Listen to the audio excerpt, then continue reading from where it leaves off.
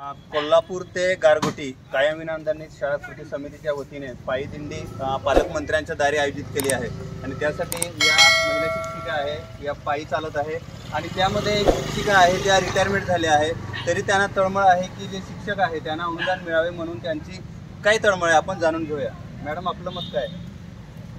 मी जसा संघर्ष केला तसा इतरांना पण संघर्ष करावा लागतो आणि मी संघर्षामध्ये जे काही हाल सोसले तसे इतरांना पण सोसायला लागू नये, कारण शासन नुसतं आपल्याला काय करते आश्वासन देते आणि इतरांना पण त्याचा लाभ मिळावा। कारण 2004 पासून मी या संघर्षामध्ये सामील आहे। 17 वर्ष मी अशीच पगार काढले, इतर पण आता काढतातच, पण इतर शाळा घेता 100% अनुदान आपल्याला काय मिळत नाही, आपण तेवढंच राबतो आणि ते पण तेवढंच राबतात। आणि जसं मी सुरुवातीपासून या संघर्षामध्ये सामील आहे तसं रिटायर झाल्यानंतर सुद्धा मला शाळेत बसवत नव्हतं, यावंच वाटत होतं, पण शाळेत संस्थेची परवानगी मला मिळत नव्हती। पण आता सांगा, तुम्ही रिटायरमेंट झालाय तरी तुम्ही शिक्षकांच्या प्रश्नासाठी पायी चालत तुम्ही काय म्हणणार?